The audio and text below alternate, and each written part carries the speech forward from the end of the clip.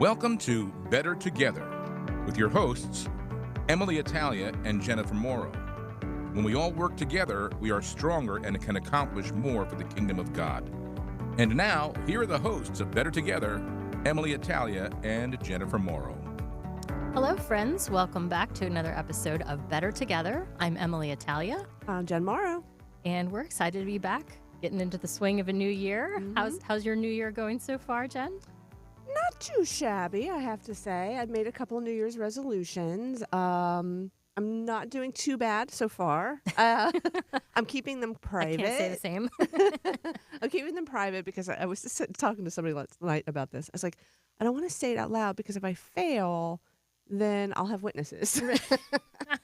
But I don't know if that's the right attitude toward that, but I'm sticking with it right now. But that's how it's going. Mine have modified a little bit over the last couple of weeks. I'm like, okay, maybe I set that bar a little too high. So, it is what it is. But, it's good to have another year, another chance, and a lot of great things going on in New Jersey and around the world. So what's happening in Diocese of Camden? Well, before we jump into that, I just have to say something. Just remember this.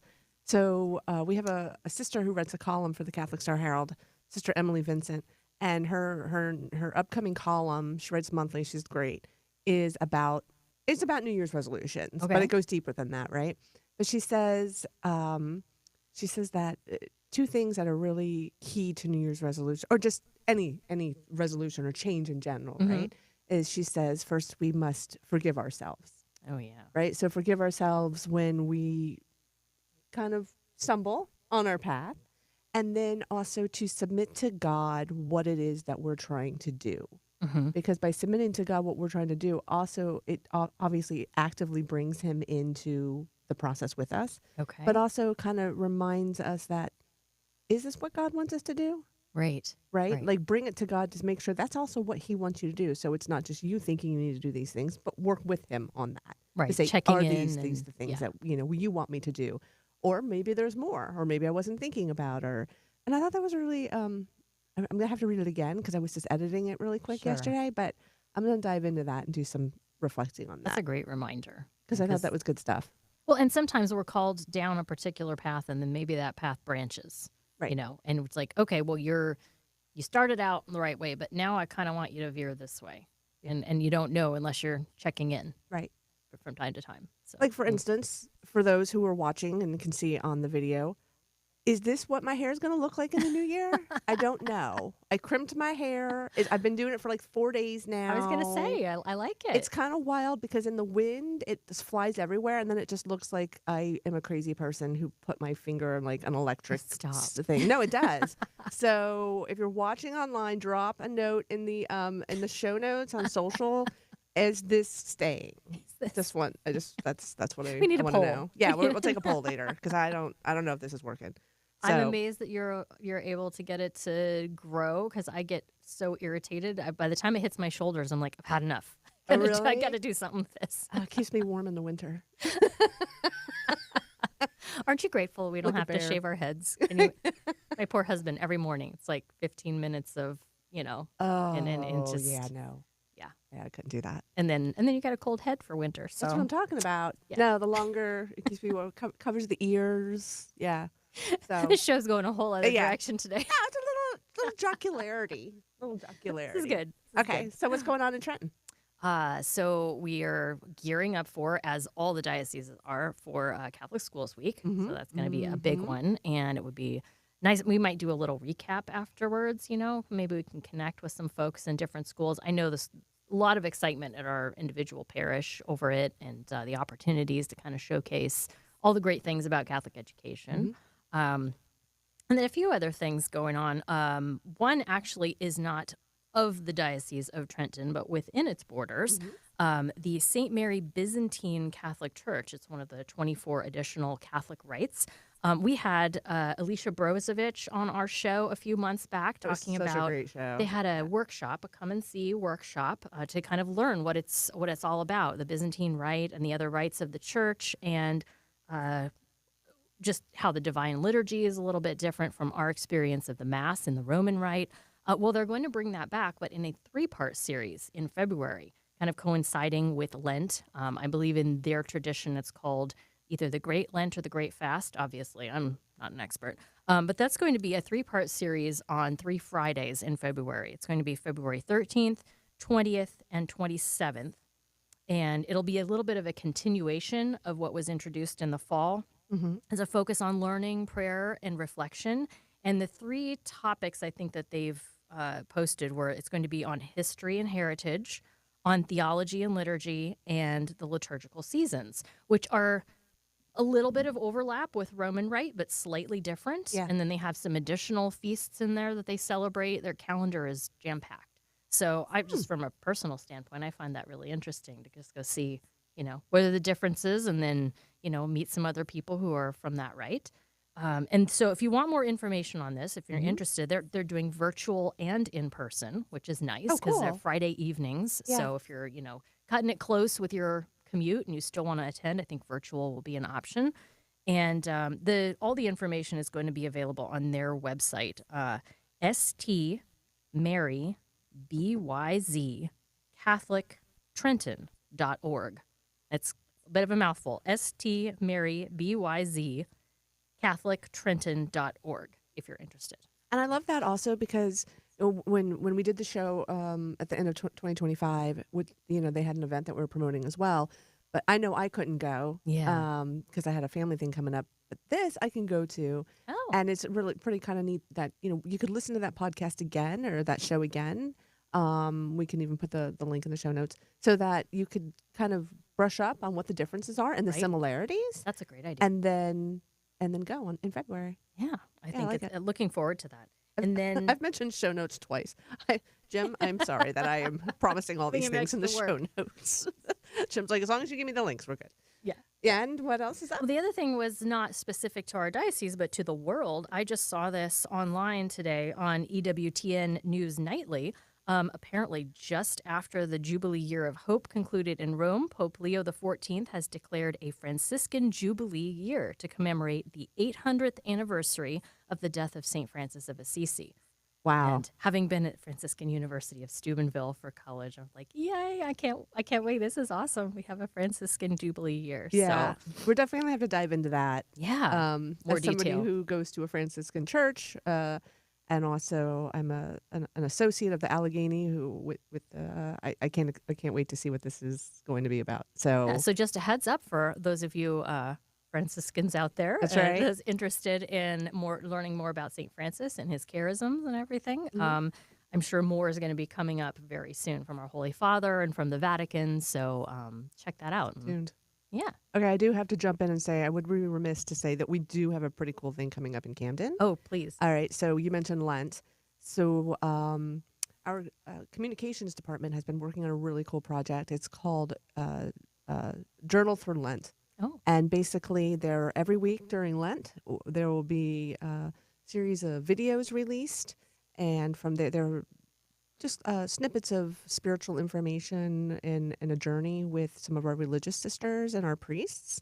And then there is a journal that goes with that you can download for free off of our website. And so you can journal through Lent. Wow. With reflecting on these spiritual morsels from some of the clergy and sisters across the diocese. Great. So that'll be really exciting. I'll have more information on that next time. But that's my little teaser. Throw that out there. I love it's going that, to be 'cause awesome. They say that you actually retain information better when you're writing it down, like the physical act of writing, not just like typing it or, there's something about that physical using a pen or pencil. So Yeah, I agree with that. that would really help solidify whatever it is you're processing spiritually. Yeah, so this should be good stuff. Yeah, Yeah. awesome. So also about good stuff, we have an awesome guest in the studio with us today. Could be a three-peat. A Could be a three-peat? three-peat. Might be. Yeah. Just might be. Yeah, Could I'll be have a to go back to three-peat. my notes. I Check it know. out. Fan favorite. That's what I'm saying. Fan Fan favorite, for sure. Rachel Hendricks is with us today. Hi, Rachel. Hey, ladies. It's just such a delight to be back here in studio with you, and I'm just excited to be with you and to share what's going on around the Diocese of Trenton and have a great conversation. Well, with my welcome. friends. And just a reminder for our viewers that Rachel is the coordinator of Respect Life Ministries for the Diocese of Trenton. And we have some exciting things to talk about this month with regard to Respect Life. Yeah. So, the conversation today is going to be about this great event coming up, which kind of coincides with the March for Life in Washington, D.C. This will be more of a giant local event that's open to anybody in the state. And so we'll be talking about the expo and then the Respect Life Expo, and then also kind of diving deeper into the Respect Life movement in general. So I just want to throw that out there. That was my teaser. So. Sounds good. It worked. My interest is piqued. So let's jump in by saying what is coming up and when is it? So on Friday, January 23rd, the Diocese of Trenton is sponsoring another Standing Together for Life event.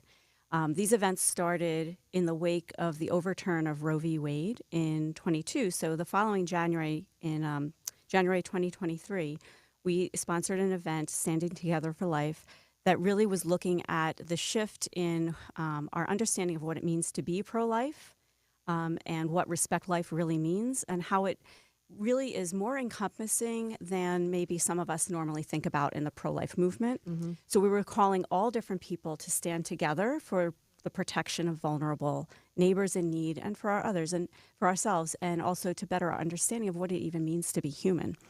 So the first couple of years we had speaker events. Then last year we started having a different event where we've always had started off with a Mass for Life with Bishop O'Connell. And these events have always been at our Co-Cathedral in Freehold and will be again this year. So we start off really strong in prayer and solidarity with those pilgrims who are traveling to D.C. for the National March for Life. And like I said, also calling together a broader scope of folks that are concerned about vulnerable people and how we respond to them. Mm-hmm. After Mass last year and then again this year, we had a beautiful Life Expo, so an exhibit hall in Dentici Hall, which is just next to the sanctuary at St. Robert's Co-Cathedral, where we had a wide variety, and we will again have even more of a wide variety of exhibitors come, groups and organizations that share in their mission that they are life-affirming in one way or another. So we can talk more about the different exhibitors, mm-hmm. but really the purpose is to call together this broad group of people, start with prayer, and then move into action.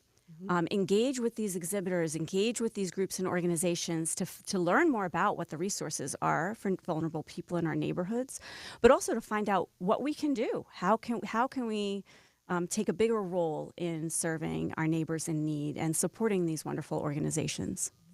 And that's one of the arguments I feel like a lot of people outside of the pro-life movement have. They think that, the support for pro-life only extends as long as the baby is at risk in the mother's womb. And then when the baby is born, the concern stops. And that is clearly not the case.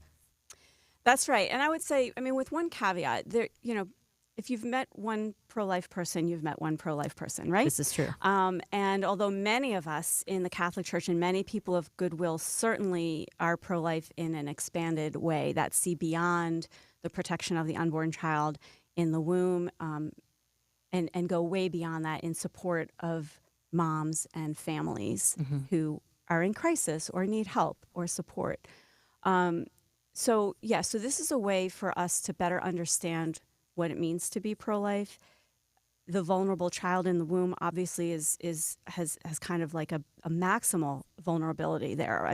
We can't even, except through ultrasound, see this child. And for some women who either aren't aware of their pregnancy or maybe haven't revealed it to others, people might not even know that the child is there. Yeah. So there's definitely a maximum vulnerability there, but also for the woman who needs support, mm-hmm. especially when there's a challenging situation, whether it's an unexpected pregnancy or many other challenges that can exist in a woman's life when she's pregnant. So we need to support our neighbors in need, period, full stop. Right. When they're pregnant, when there's a vulnerable baby, but also when that child is born, challenges don't stop there. And there are different cycles of challenge and difficult situations then that can damage families, damage personal relationships. And so we really need to be there as a community to support all people in need, mm-hmm. To support the single moms, but also to support the dads, to support fatherhood mm-hmm. in a way that engages the dads of these vulnerable children so that they can see their obligation to stay in close relationship with their babies and with the women in their lives. And I'm just going to be generic and in listing some of the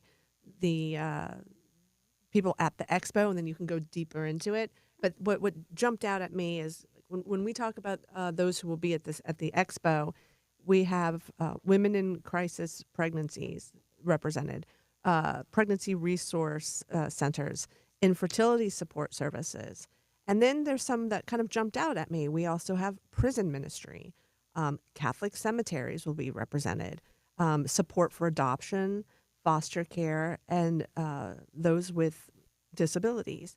This is branching out, like you said, to care for our common home, in the fact that we're talking about multiple groups of people and multiple communities of people.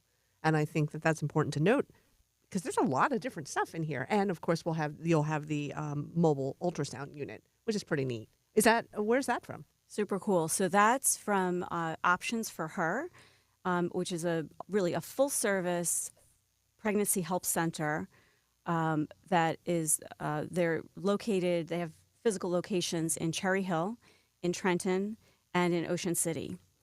Debbie Biskey is their CEO. She's remarkable. As a matter of fact, she was a call-in guest She was. at the inaugural Better Together show. I remember. She's a remarkable woman who has taken the successes of Options for Her a few years ago when she took over as CEO and really catapulted this ministry into something so much deeper than its original mission of helping vulnerable pregnant moms. They now have programs for fathers. They have 2 mobile ultrasound medical units that have qualified, certified ultrasound technicians who work on them.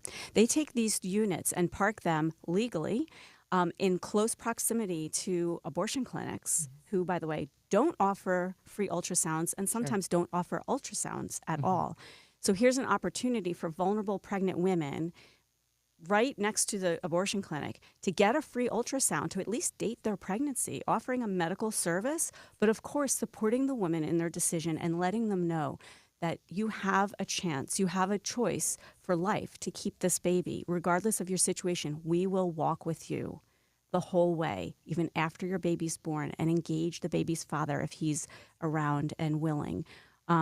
So Debbie Biskey and Options for Her will be bringing one of the large state-of-the-art mobile ultrasound units, and they'll be giving tours of the units and basically explaining exactly what they do, what their certifications are, what valid, awesome medical information they can provide, and also all of those wraparound support services that they can engage these ladies with. And it's proven through many studies that women who are unsure what they're going to do when they're in a difficult situation during a pregnancy, if they can see their baby in ultrasound, they're 85% of those women will choose life for their baby. And it's not only seeing the baby, but also understanding there's a network of people around me who will be here for me. Right. That's so powerful, because that's must be one of the scariest things, feeling like I'm in this alone and I'm faced with this weighty decision, and I'm trying to make the decision that works best, but maybe I wasn't aware up until I had this opportunity to see on the ultrasound, wasn't aware that not only is this a precious life, but also there are people who care about me and that life that's growing inside me. And to see it through, there are a lot of organizations, I imagine some of the pregnancy resource centers are also represented, who, will provide housing and education and childcare, things that don't get promoted in, the secular media. That's kind of when I was going to double down on the question that Emily asked a little while ago is, how do you respond to the comments that, the Respect Life movement only focuses on pregnancy and birth and not enough what happens afterward? What are some examples of concrete help that is available after the birth? Right. So as Emily mentioned, the crisis pregnancy centers that we have throughout the state, they now outnumber abortion clinics nationwide, actually. That's and amazing. As we see in other states, sadly not in New Jersey, we're seeing abortion clinics closing and more pregnancy help centers opening up. And we do see more of those centers opening here. Sadly, though, in New Jersey, we're not seeing the Planned Parenthoods, the abortion clinics closing because of our very abortion permissive laws here. But so certainly the point of entry for a vulnerable pregnant mom are these pregnancy centers. Birthright, we have several of them around the state. A new center, St. Michael Pregnancy Help Center down in Ocean County, was started up by a group of Catholics when one of the local pregnancy centers had to close because of lack of funding and resources. They started a new one to take its place. That's remarkable. That's really walking the way. That's through prayer, following where God's pointing you and putting your trust in Him. A remarkable organization. We have Good Counsel Homes, who offers free support and a home. It's not a program. It's a home for pregnant moms and their babies to come and stay. They keep them there as long as they can. Maybe on the books it says till up to 1 year or so after the baby's birth that they can stay. But I know if they have space, they're going to continue to walk with these ladies. And the idea being that they're providing some life-changing services, including education, transportation, childcare while that mother needs, to go to a job or to go to medical care. It's like a whole web of services. It's not just, here's a bed. That's right. Yeah. It's a whole web of services because what they want, it's like if someone's hungry, you could give them a fish, right? But isn't it better to, give them the fish, but teach them how to fish. Right. Make them self-sufficient, not only because they should be self-sufficient, but that gives them more of a direction, more equipped to answer their calling as a parent, as a member of the community. And don't we all need that sense of meaning in our lives so that we don't have that feeling of loneliness? Right. But we need to have a sense that we're contributing to our families, to our communities. So they help provide so much for those women.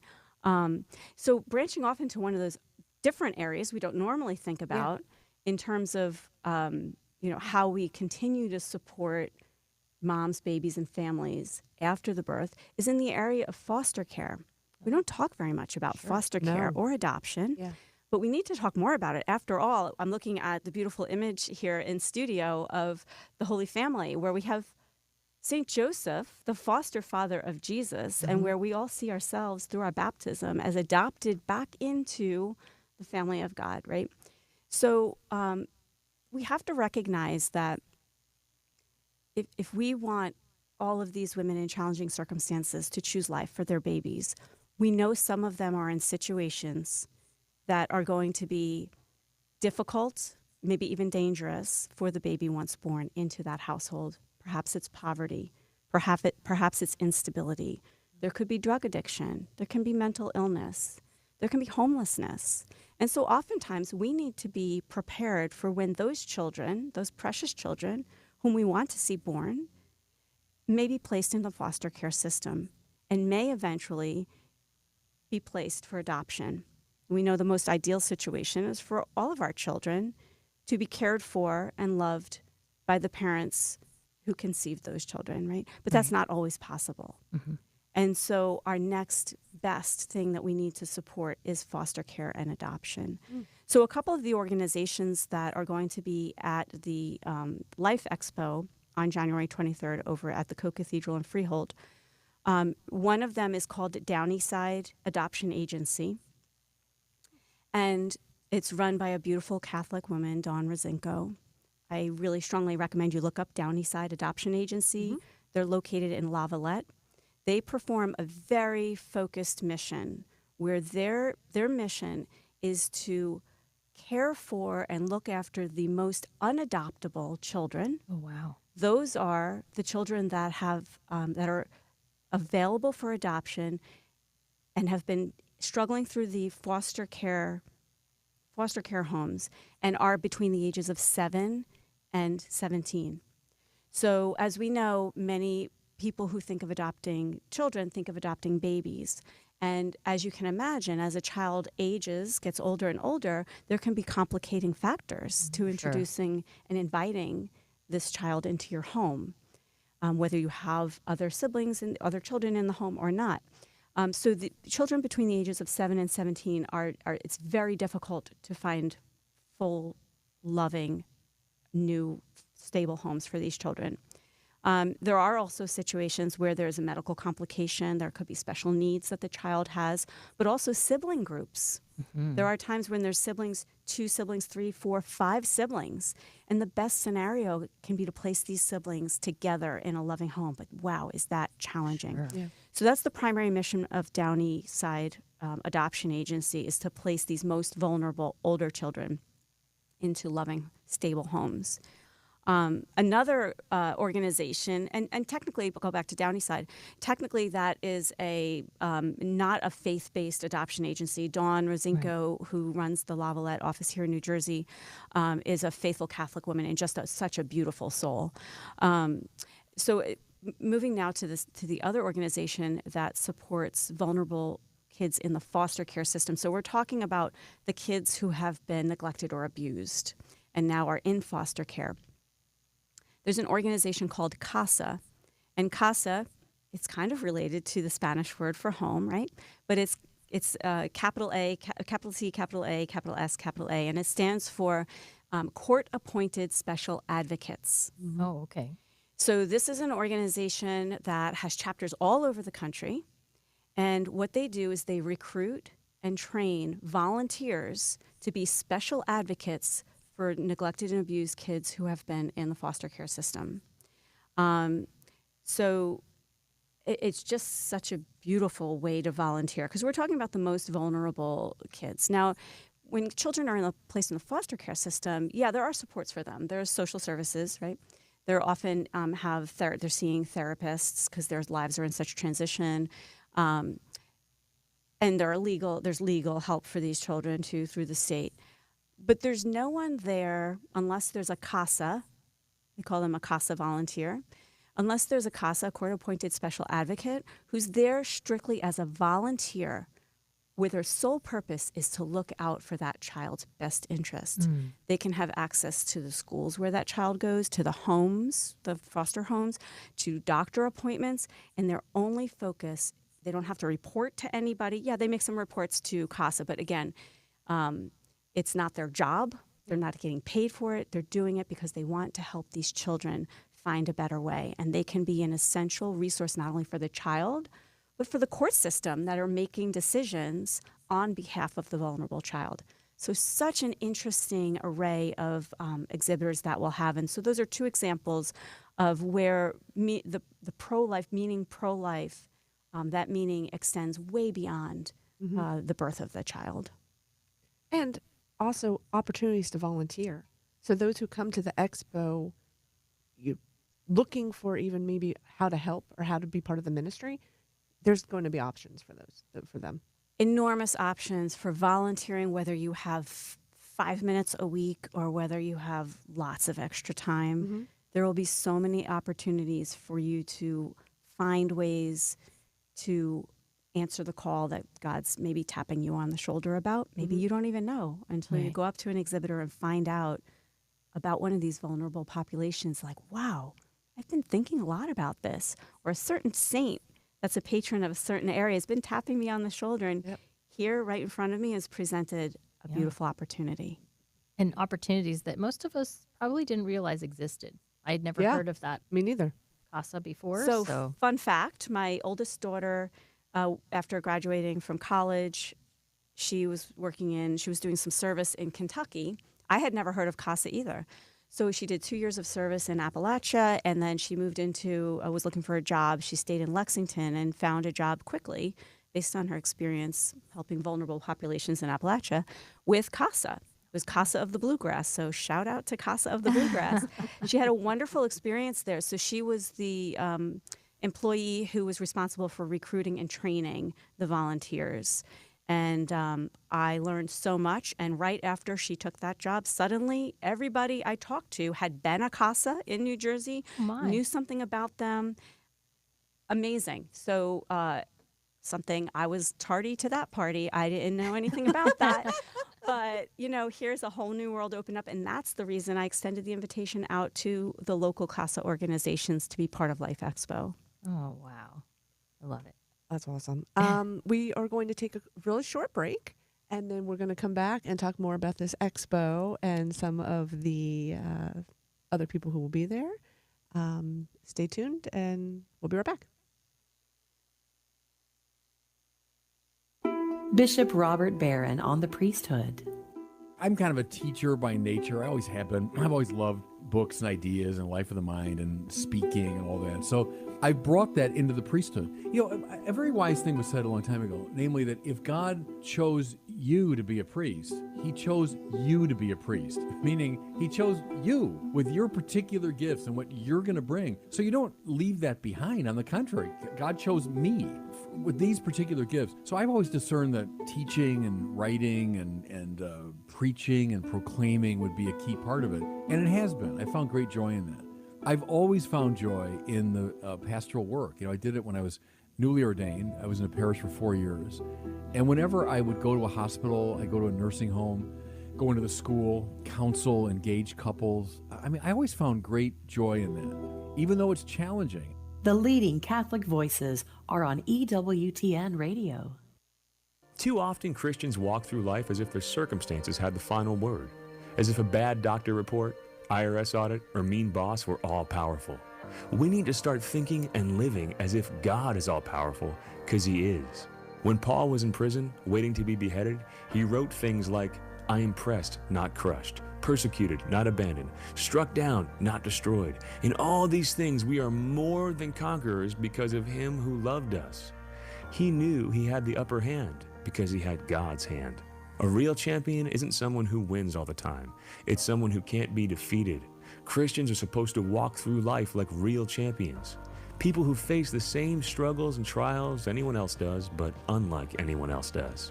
Because we saw the final score, and we know who wins. I don't know what you're facing today, but I know who has your back, so hold your head up high. Like St. Paul, you're more than a conqueror. This is Chris Stefanik from reallifecatholic.com on EWTN Radio. Hey, everybody, and welcome back to Better Together. I'm Jen Morrow. I'm Emily Italia. And with us today in studio, we have Rachel Hendricks. She is the Respect Life Coordinator for the Diocese of Trenton. We've been talking about the Standing Together for Life Mass and Expo that's coming up on January 23rd at St. Robert Bellarmine Co-Cathedral in Freehold. There'll be a Mass at 11 a.m. Celebrated by Bishop O'Connell, followed by the Life Expo, which is going to have tons of different organizations to talk about, have resources available on pregnancy centers, infertility support, Catholic cemeteries, support for adoption, and more. And, one thing that's really just great about this event is that it is in Freehold. I mean, we're very fortunate to live in a state where you can drive the whole state, in just a couple hours. So, and Freehold's pretty centrally located. So again, January 23rd, stop by St. Robert Bellarmine and learn all more about Respect Life, especially if you can't go down to Washington, D.C. and take part in the March for Life. This is a great way to take part locally. And I'll just add one thing that this year, if anyone attended last year, whether you attended or not, last year we kind of offered just some snacks and some water. But this year we are having a cafe seating area, and we will be offering complimentary hot coffee and hot homemade soup to our attendees while supplies last. I think we have enough for like 500. And we also invited the No Limits Cafe food truck to attend.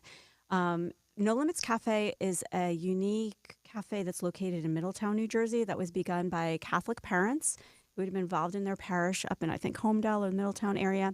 They have an adult daughter with Down syndrome who, when aged out of the state's programming for students, they found that their daughter had very limited possibilities for meaningful employment. And oftentimes people with intellectual disabilities are offered some employment, but they're either not paid or they're paid less than other workers who are doing the same job. Mm-hmm. And so they started No Limits Cafe up in Middletown in order to provide meaningful employment for adults with intellectual disabilities.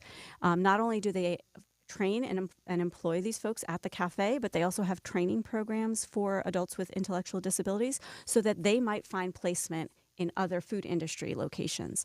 So they're going to be coming with their food truck. Their employees will be there serving the soup for us and attending to the food truck, where they will be providing so the coffee and the soup is complimentary, but the food truck will be offering for purchase specialty grilled cheese sandwiches. Very nice. Ooh. Snacks, everybody. Snacks. Should have started with that. Provide Snacks. food and they will come, right? Yeah. That's right. That's a lesson I learned had read early in about life. that cafe in local press. I think one of the smaller papers along the shore had reported on them before, but it was a couple years ago. I had totally forgotten about that. Yeah, they opened. They are Great actually slated to ministry. open literally days before the COVID shutdown. Wow. They survived through the COVID shutdown in various ways, as we all kind of shifted the way we did things then. Yeah. But I give the founders and their board a ton of credit at the networking they've done in order to stay afloat. And they are doing more than staying afloat. They have a band of wonderful volunteers that stand side by side with their employees, assisting them in the kitchen and all the different, these wonderful, beautiful brothers and sisters with intellectual disabilities really perform to their maximum capabilities in whatever way they can be employed in the restaurant, whether it's working in the kitchen preparing food, to serving the guests, to cleaning the outside and the inside, and taking care of all those things that need to be done in a food industry business. And giving somebody the opportunity for meaningful work is really looking to the dignity of the human person, just like all of these other exhibitors that are going to be at the expo. You know, that's the whole thing, is we're recognizing each human life has dignity and worth, and we want to celebrate that and support it. Yeah. That's right. And they're so excited. The folks at No Limits Cafe are so excited to, because they bring their food truck and they do catering for any normal events, anniversaries, birthday parties, whatever, just like you would order any other food truck. But they're so excited to be engaged with a huge event that's along hand in hand with the mission that they're serving. And it's so united to what Life Expo is all about. Nice. So one thing that we said that we wanted to chit chat about among those at the expo was Catholic cemeteries. Because when I saw that list, I was like, how does Catholic cemeteries come in when we're talking about Respect Life Expo? Right. So there are a couple of angles through which we can find the appropriateness of having our Diocese of Trenton Catholic cemeteries present at our Life Expo. One, I think maybe we think of most frequently, or maybe off the top of your head, you might think like, oh, end of life issues, the ill, the aging, the elderly, those with terminal illness who are preparing for that end of life, require and deserve our attention and our support.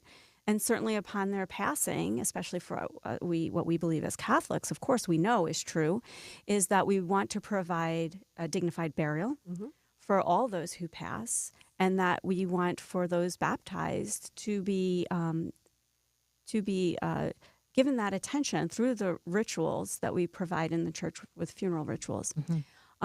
So there is definitely that component, and end-of-life issues, difficult, challenging medical situations with illness and trauma, bodily trauma, will be addressed. So this is kind of a little nugget I'm throwing out there, a little teaser. We're going to be looking into addressing this issue with lay people, with our clergy and our broader communities. How do we better understand how we can prepare for those times of difficult, challenging illness, but also preparing for end of life? How we can understand how we need to find ways to live well so that we can in turn also die well. And what does that really mean?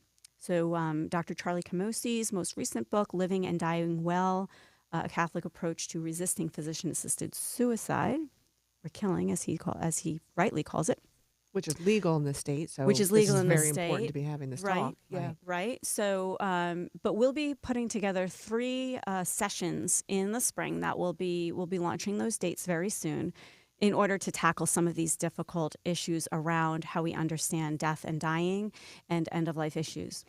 But going back to why Catholic cemeteries is present at Life Expo, other than the reasons I've just talked about, was really, I was drawn into this after learning about an incredible new novel program where our Catholic cemeteries have partnered with Virtua Health System down in South Jersey, the Jesus Bread of Life Cemetery, or Diocesan Cemetery, is down in Mount Laurel, so in that South Jersey community. So they've partnered with Virtua Health System, which is not a Catholic health system; it's just a regular old health system, and local funeral directors in order to provide the opportunity for any woman who experiences a miscarriage loss before 20 weeks, in order to provide them with resources and an opportunity to have a dignified burial for their child who's been lost in miscarriage. Now, in the state of New Jersey, as in many other states, when a child is lost before birth, at or after 20 weeks, it's technically legally considered a stillbirth. And so therefore, that baby automatically gets a death certificate. Their lives are recognized through their passing and their death certificate.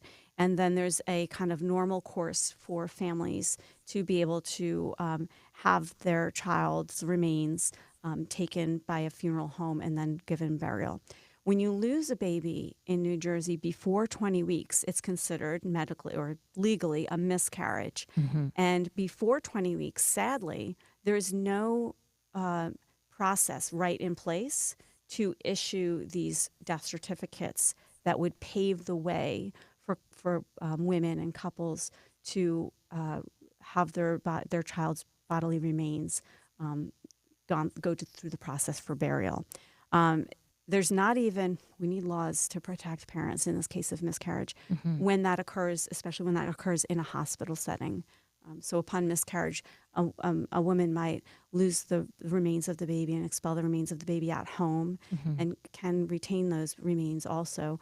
But oftentimes they will go to a hospital to have a D&C procedure that will be able to remove the remains to protect from the woman from any infection or other complications.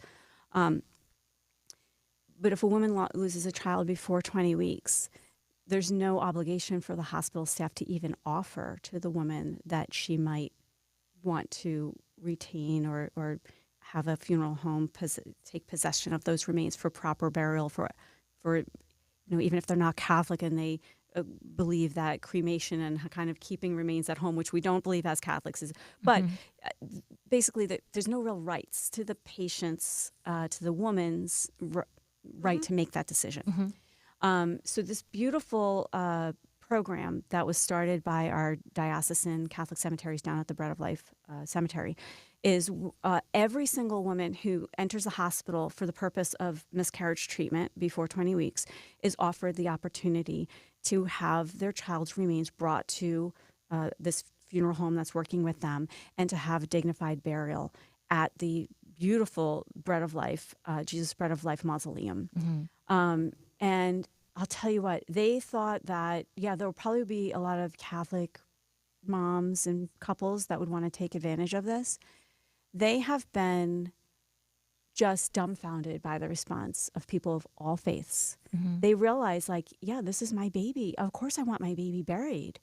And they've had, so they started off having the funeral home is able to cremate the remains of the children, and then they're entombed in donated space in the mausoleum.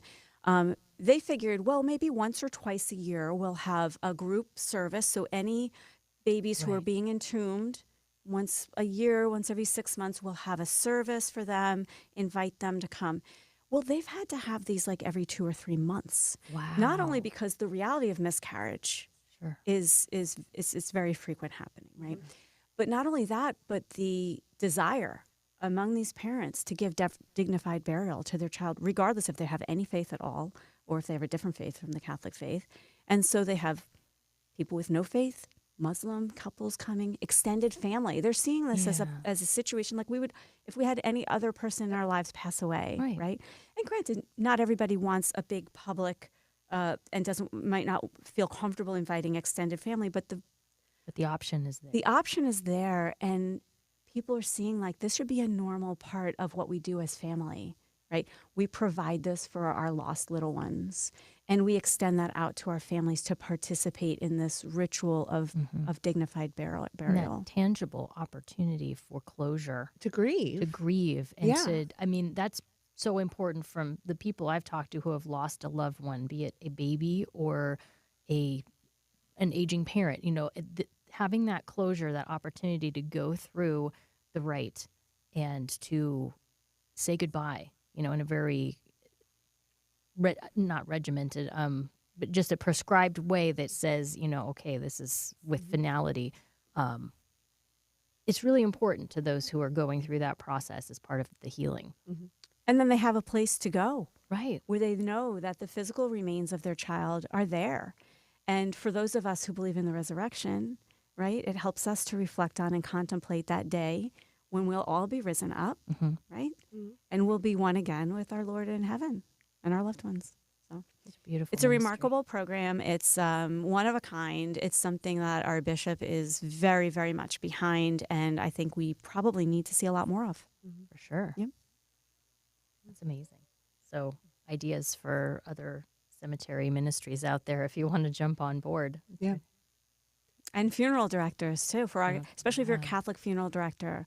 I'd love to hear from you if you want to engage in more conversations about this process. I just walked with a couple of different couples who had experienced miscarriage loss, and out of their proper catechesis or maybe the just turning of their heart, realized that this is my baby and I want to give dignified burial. But I'll tell you what, in the state of New Jersey, you need accompaniment to figure out how to negotiate and jump through the hoops. It is possible. So if anyone's in that situation, please reach out to me at the diocese if you're in that situation and or know someone that is and want some help trying to navigate that process. Sure. But we need our funeral directors on board. Yeah. And also, it sounds like, I just don't want to get all into it, but people at the hospitals, like, I'm wondering, hearing you say that, like, if you were to have a miscarriage at a hospital and not even know that was an option, but then find out later, like, that would even hurt even more. Right. And I want to say, so many people listening to this may have had experience with miscarriage loss, or know someone that has. And so there's no reason to feel any guilt or any resentment about your situation. You were going through something that was unexpected, and that maybe you hadn't ever experienced anything like that before. The mechanisms are not set up in our hospitals to offer this. And when you're going through that situation, your mind is in a whirlwind. You've just lost a child. Perhaps you have other children to care for, other responsibilities. You've reoriented your life around your state of pregnancy and your child, your unborn child, and now all that's fallen apart. So anybody that's listening, I don't want anyone to experience, and if you do, please seek out help if you're experiencing guilt or resentment about an experience in a hospital regarding miscarriage, or even at home. If you've lost a little one at home and didn't know what to do, it's okay. You didn't know. Yeah. And so these are challenging, emergent situations, and so we do the best we can. But those that are not in that situation, maybe we can help put together structures, whether it's through advocacy, through the legal system, and passing laws that maybe every woman who has a miscarriage experience in a hospital maybe should be offered this and given a social worker that can help connect them with a knowledgeable funeral director. Of course, if you decide you don't want to do that, okay, that's your choice. And but also invite your priest or your clergy member, if you have a connection with a spiritual leader, to help guide you through what will be best for that child, but also for your healing. Yeah. And then building on that healing opportunity, I know that there's going to be a presentation that's running throughout the day in the chapel, I think, in the sanctuary, or the Sisters of Hope. They have like a healing ministry. Right, so the Sisters of Life actually have Life. A 12-part series called Into Life. Now, anybody that's had any experience with the Sisters of Life probably has a broad smile on their face right now, because they are some of the most joy-filled, effervescent ladies that serve the church. And one of their primary focuses is on helping vulnerable pregnant women and babies, but also care for women after they've suffered the loss and grief of an abortion or a miscarriage loss. So the Sisters of Life, together with the McGrath Institute for Church Life out at the University of Notre Dame, put together this beautiful 12-part video series. And we'll have that rolling in the chapel. Okay. So not the main sanctuary, but right there near Dentici Hall. in the chapel, we'll just have a loop of that whole, each video is like maybe 10 or 12 minutes, and it's a 12-part series. We'll have some information about how you can get access to these series. It's free.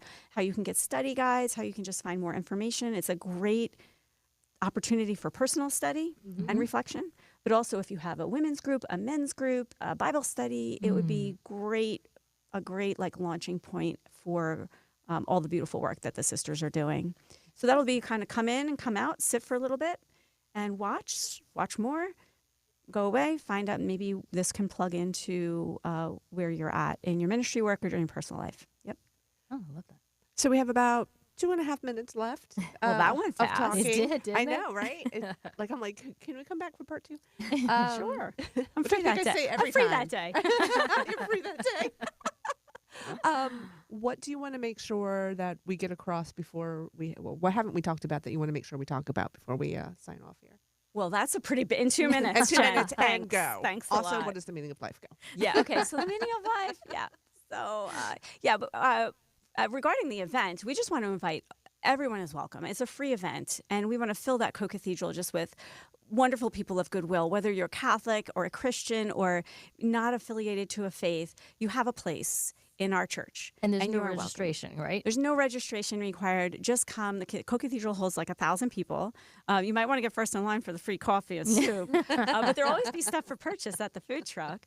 But come, meet new people. Network with our exhibitors, find new opportunities, just learn more about the resources, like especially for those people in ministry that serve like St. Vincent de Paul, food pantries, those ministries to the poor. Find out more about more of the resources, because their job is not to only offer financial help, but connect those people in need to all the other resources. You're going to find a lot of those resources right here if you work outside of the quote-unquote pro-life ministry or Respect Life Ministry, but you're in ministry work helping neighbors in need.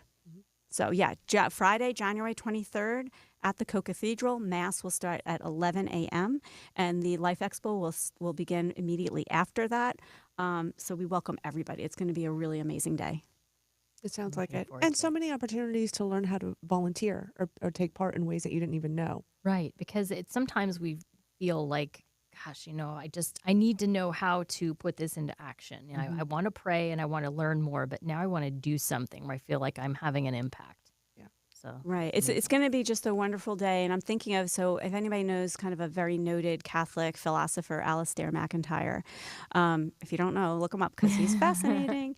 He just passed away not too long ago in late 2025, but he's quoted as saying, like, we're called to live in networks of uncalculated giving and grateful receiving. Oh, say that again. We're called to live in networks. I hope I'm getting it right. Networks of uncalculated giving and grateful receiving. And doesn't that image our relationship with our Lord and with our Lord to his Son, right? Uncalculated giving and then the grateful receiving and then giving back. We need to recognize our dependency, our interdependency, and when we have time and ability to give, which we all do, even if we're very incapacitated through prayer, right? We need to give, and we need to be grateful to receive when we need the help as well. For sure. Well, I think that's about as perfect as you can get as a sign-off. So, Rachel, thank you so much for being on the show with us again today. Oh, it's always my a pleasure. I feel like we all got so much information out of today. Galvanizing. Exactly. Is there a website people can go to for more I info? wrote it down. Okay. So dioceseoftrenton.org/standing-together-for-life for the specific event. Okay. And then is there a general landing page for Respect Life Ministry that you would like to share? Sure. It's dioceseoftrenton.org/respect-life-ministry. We're in good shape. Good shape. Thank you, everybody, for tuning in. And Emily and I will see you next month. That's right. Looking forward to it, as always. Take care.